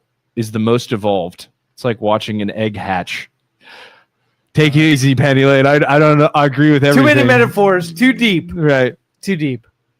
in 2017, I had to jump through hoops, and I owned 2 homes by then. Yeah. But in terms of buying a home, I think it's important that we have those barriers in place and have hoops to jump through in order to buy a house, because you want to make sure we don't have another 2007 market collapse. That will not happen again. I know the doom and gloom people on social media love to tell you how the housing market's going to collapse soon and, don't get into real estate right now.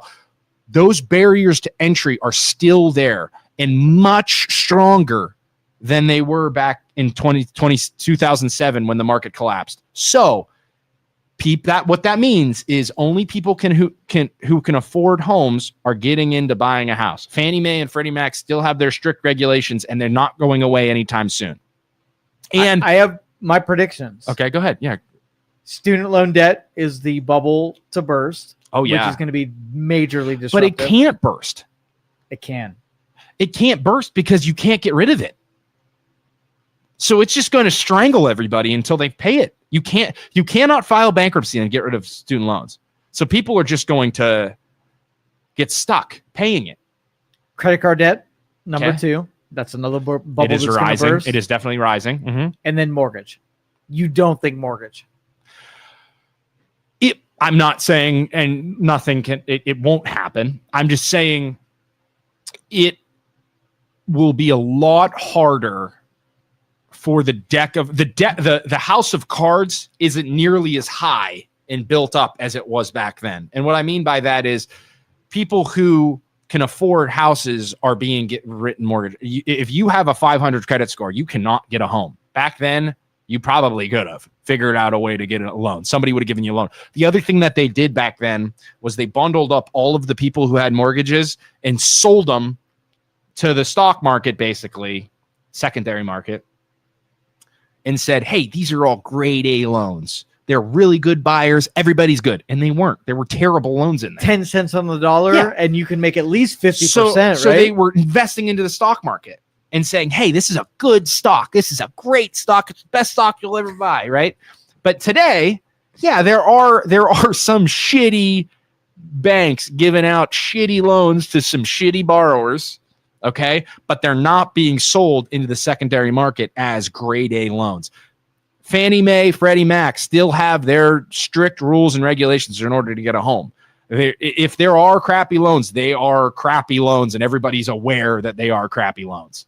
So Can I not ask as you risky. something? It's not nearly as risky. The deck of cards isn't nearly as high as it was before. So Freddie Mac and Fannie Mae are adopting a new credit scoring system to be able to bring new. Yeah. What's your feelings on this? So that's the thing. Was it T10 or something like that? I heard about that, and they're like, oh, we need. So the problem is, what happens is you have markets get hot and then they cool off. So eventually the markets cool off. Okay. And people get hungry. So they're like, oh, what are we going to do? We're not making any money. What are we going to do? And then somebody's like, I got an idea. Let's lower the regulations down to 500 credit score so we can get all these buyers into the market that can just buy houses. And it's like, okay, doesn't that sound a little similar to what we were doing before? So let me float. Like I read all of the white papers on this. Yeah, I honestly haven't done much research. So let me tell you what it consists of, and you tell me your risk on it. Yeah. So the sort of scoring system before took traditional methods, things that reported to credit bureaus, things that are like, the wage that you made in your salaries. This is allowing borrowers to take in consideration other revenue streams other than your paycheck. Yeah. So things like, digital currencies and, digital payment systems that would have never reported to the agencies and the Which bureaus. is fine. That's primary. That's 75%. So that's an income thing, right? So you can, banks, what they do is the easiest loan as a loan officer to do is have a W-2 employee who makes an annual salary of $200,000, right? You can take that, you can break that down to 12 months. They make this much money per month based on that salary. it's easy peasy. You plug it in. Your mortgage payment's this amount. Can they afford it? Yes, they can. The banks really don't like Bitcoin. They don't like stuff that you can't like track. If you don't have a W-2, then are you paying taxes on it? Like they don't like to use the Fannie Mae, Freddie Mac don't like to, if you're a 1099 and then at the end of the year, you write off all your taxes. Technically, when it comes to paying your taxes, you're not making any money because you wrote everything off. So the banks view it as you didn't make any money because you wrote everything off. So how are you going to pay for your house if you have all these expenses that you made up? Because you don't want to pay your taxes, right? This is because that's what everybody does. So for sure. So taking other forms of income is cool. It's just like when it starts to get really hairy is when you start to be like, oh, I'm not checking your credit score.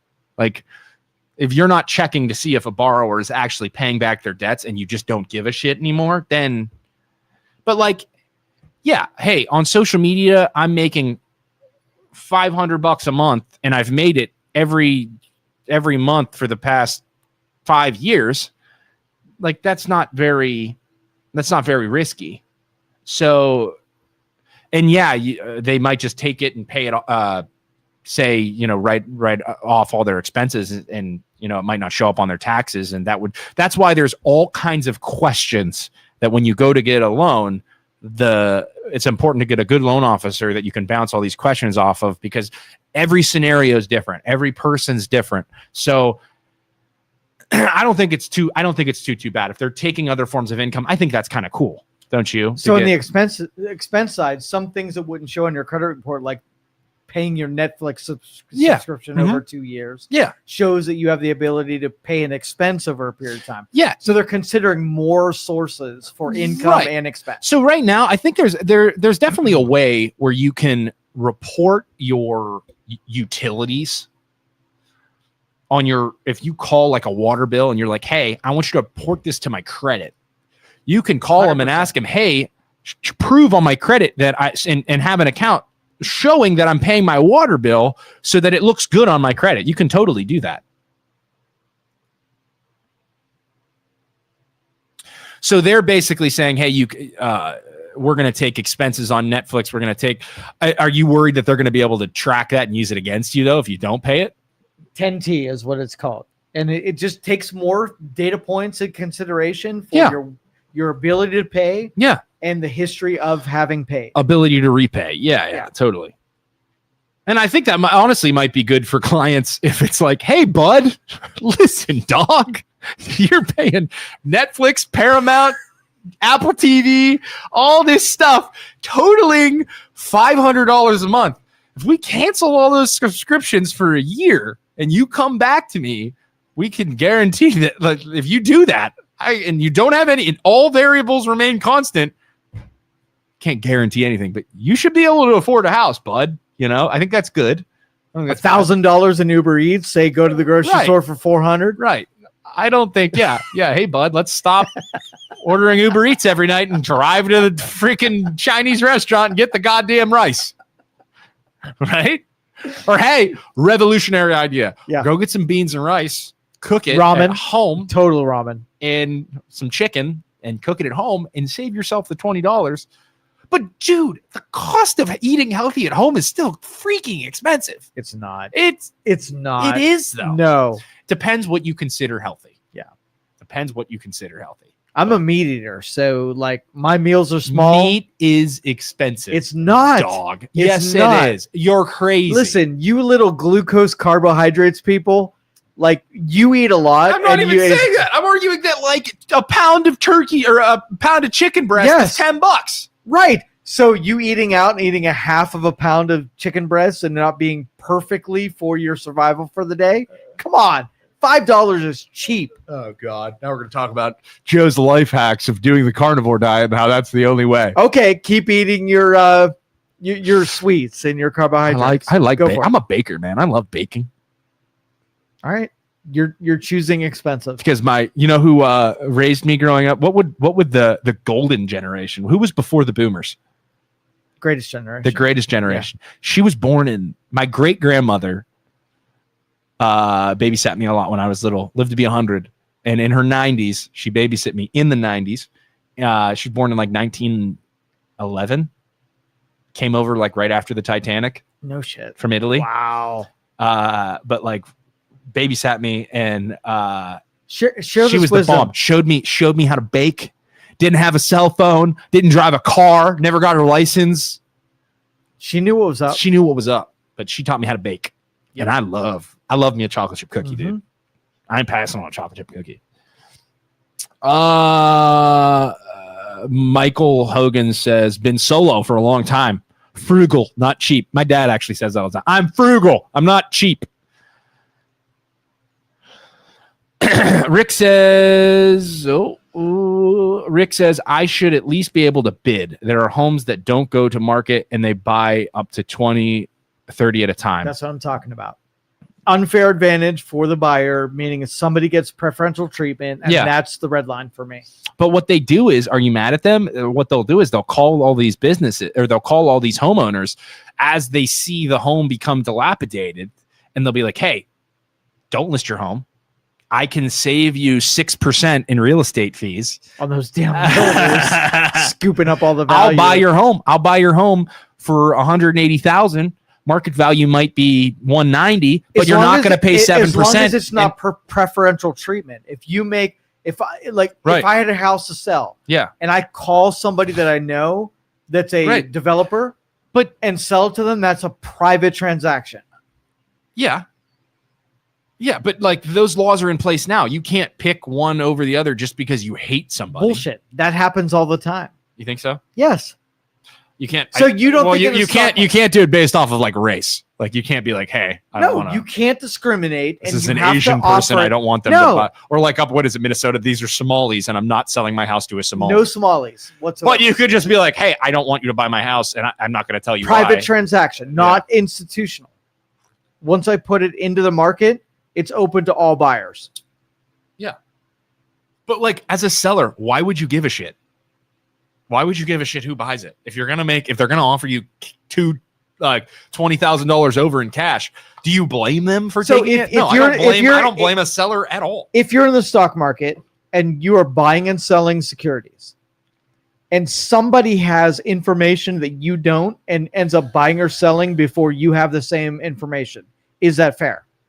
Say that again. Sorry, I was drinking my water. I wasn't listening. Son of a bitch. Sorry, one more time. You're a buyer of stocks. And somebody else that is buying and selling stocks gets information that you don't have and making decisions to buy and sell before you get that information. So Washington, D.C.? Is that fair? No, of course that's not fair. No. Of course that's my red line. Right. No, of course. Of course. I agree completely. Yeah, totally. No, that's Washington, D.C. investing in the stock market. Hey, guys, we're going to pass a bill on COVID, and we're going to shut down everything. Let's all pull our money out of the stock market. Because we know we're going to be passing this bill, it's going to shut everything down, and then we're turning the pump back on. Let's all put our stocks back in the stock market, and let's not let anybody know that except for the people in this room right now. And guess what? It's totally legal. We'll make all this money. Cha-ching! Yeah, they're just printing money, baby. Yeah, we only make $170,000 a year annual salary, and that's probably all we should be paid. But if we invest in the stock market, all of our $170,000, and we guarantee we can print the money, we could be millionaires. We could make $180 million. And that's exactly what they do. It's literally that dumb. So what do you think about Warner Brothers, by the way? Do you hear about all this? Yeah, Netflix bought them. Not yet. Oh. The monopoly, right? No, hold on. So, let me set the pins before you respond.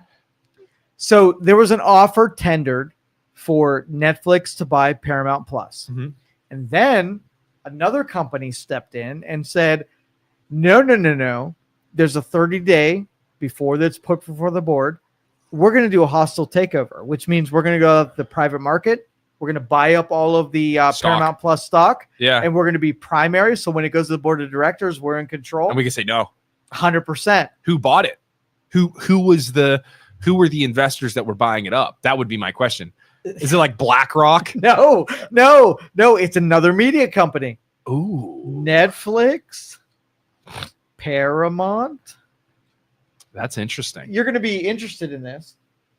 Let's see. Here, you look that up. I have to pee so bad. Okay. We only have 20 minutes left, too. Okay. All right, cool. So Netflix was looking to take over Warner Brothers. Okay. Hold on. And, I'll be right back. And there was a part of the acquisition that was part of separating Discovery Channel out of that deal.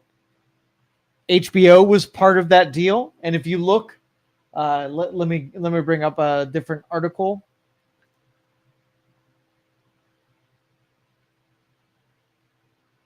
And so you have Skydance, which is part of the Warner Brothers deal, and you had the hostile takeover of buying up shares of the equities, and you have two companies now that are battling where HBO Plus and HBO Max is part of the deal, and so you have two companies, and this is sort of like Suits is one of the Netflix series that I'm addicted to.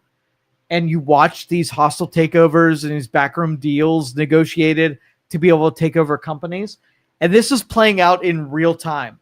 Like, I didn't want Paramount Plus to be bought out by Netflix because they have a extreme liberal bent. And for another media outlet to have a liberal bent, probably not an advantage when it comes to politics or, sort of like programming that has a liberal persuasion. So I want an objective market piece where something that sells it out to the public ends up having a chance to be objective.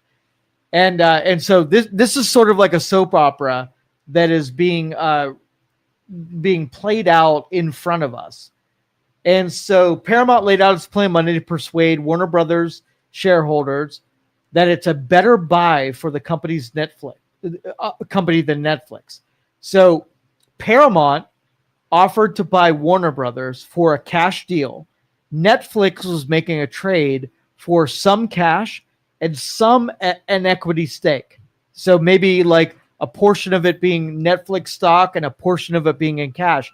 Paramount just said, we want to buy Warner Brothers for total cash buyout. And so we're watching this battle happen in real time. Bank of America, Citi, Apollo Global Management. So Netflix comes to you and says, hey, want to give you some cash and some Netflix stock.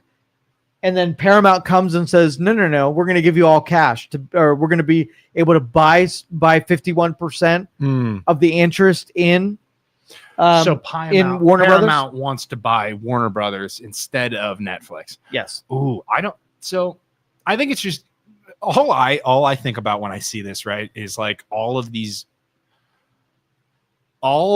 people, the everyday consumer, right? And we pay all of these freaking different monthly payments to all of these different apps. And it just makes me think of back when I was in college, and I remember like, oh, should I get cable at my apartment? It's like, no, it's $150 a month. I'll just grab Netflix for $5 and I'll just watch Netflix, and I'll just force myself to watch Netflix. What I was doing before Netflix was pirating shit. Stealing. I was stealing. I was going online, because why would I pay $150 when I could just get a jailbroken Fire Stick or whatever it was? You remember doing that shit? Oh, yeah. I made a lot of money on jailbreaking. Everything. And it's right, like, okay, so time to put my pirate hat back on, because everything is so legit. goddamn expensive. You're an adult. You pay for it. So what do you pay for right now? Give me a count. Netflix. Yes or no? Yeah. Paramount Plus. No. HBO Max. Yes. Prime. Yes. Apple TV. No. Roku or any of their stuff. No. Any of those Sodu. So the thing is, it's no. And stuff, Hulu's the big one. Okay. Hulu's the big one. Actually, I think I pirate that from Luke. I use his password. Dude. Yeah, he doesn't know about it though. Don't tell him. That's illegal. Don't say that publicly. Sharing passwords with Luke. And he's like, the thing is, so what do you think, being his younger brother, I know all of his passwords. What do you think you pay per month in subscriptions? At least $100, probably. At least when it really comes down to it, probably. But it's like all of these people keep branching off and creating their own streaming service. It's ridiculous right now to watch NFL football, all of the games.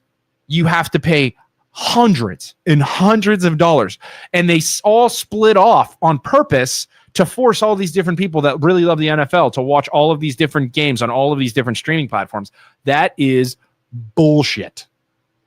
And it's frustrating because I'm not an idiot. I know what they're doing. They're trying to get you to just sign up for it, and then you'll just keep it and you won't even think twice about it. But I will download Netflix, watch Stranger Things, and then end my subscription when I'm done with watching it. The average person doesn't do that, but that's what I advise you do. And then don't re-up until you want to watch something again. So Netflix gives you 3 months. Will you binge watch a show just to get We got to get through 7 seasons of How I Met Your Mother because I got Netflix for the next 3 months. I don't want to pay. And I do not want to pay. Yeah.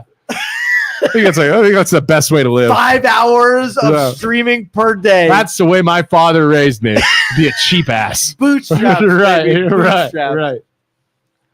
As I said, I'd love to see statistics on everyone that got a college degree and how many are actually employed in the field of their degree. Yeah, no, totally. I think there were a ton of people that went to college and got stupid degrees and did nothing with them, and now they want college to be paid for. The other thing is, I'm kind of an interesting example of my mom was a nursing professor at YSU. So what did I get?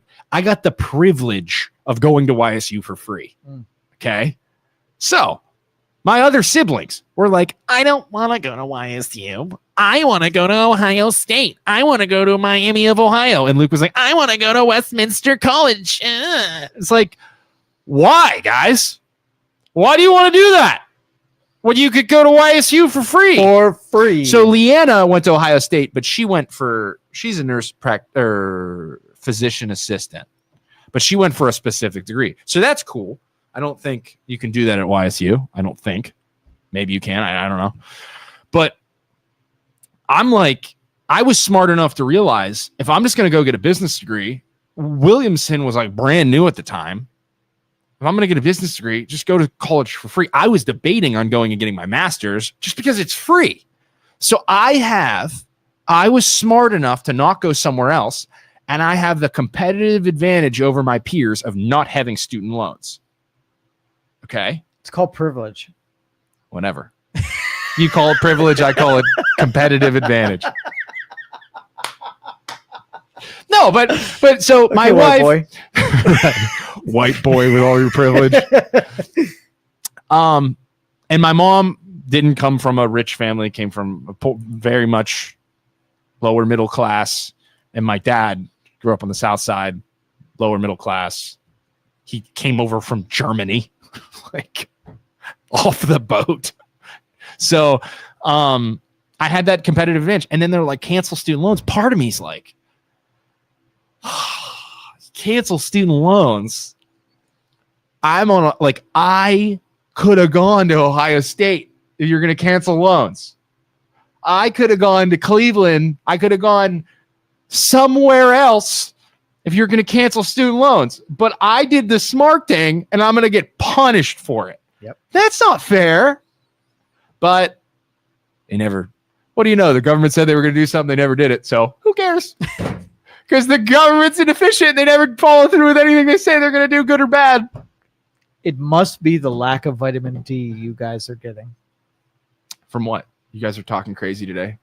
Yeah. Lack of vitamin D. I would like you to know, Chicken Cacciatore or whatever your name is.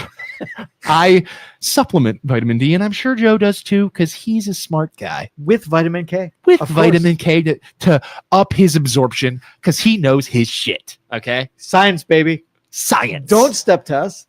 Supplements. My wife bought her first house on her own merit in 2018. She made fair money, but nothing astronomical. She was smart and knew what she could afford and found a starter home that fit her budget.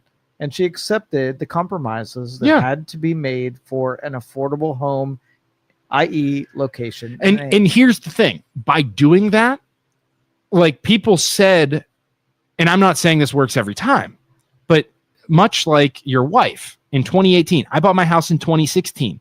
I had to budget. I had to be smart and say, you know what?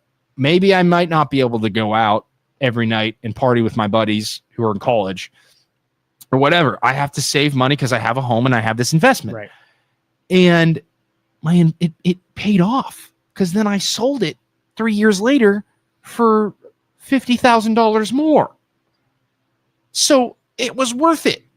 Same with my condo. Like, it was worth the investment. And was I like house poor, whatever you want to call it?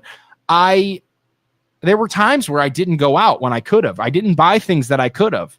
And I chose my house over that. But it paid off.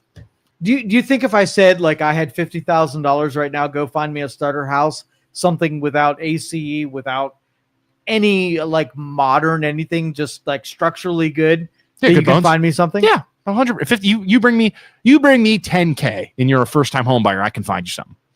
Well, we need to look at your variables. We need to pre-approve you. We need to see what you can afford. If you're if a person who's making $1,000 a month brings me $10,000, it's like, hey, Isaac, you can find something. Find me a house.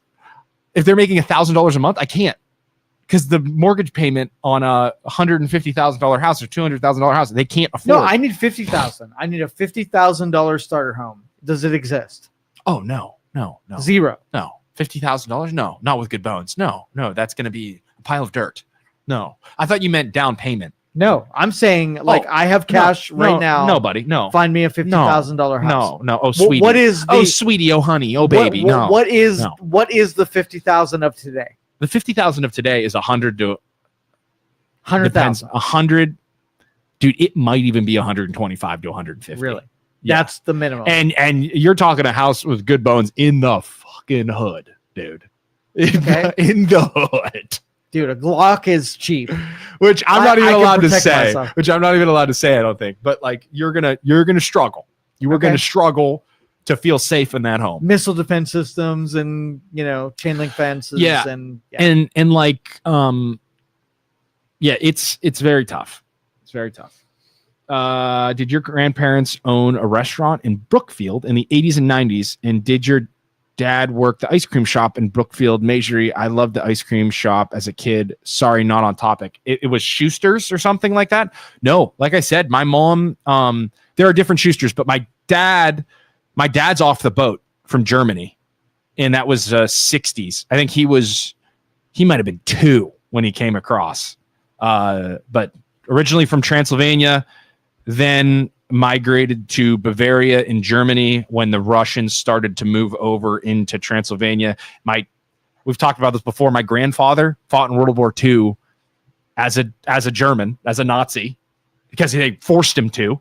And then once the war was over, he went home, and then the Russians started to move over, and he's like, I'm done.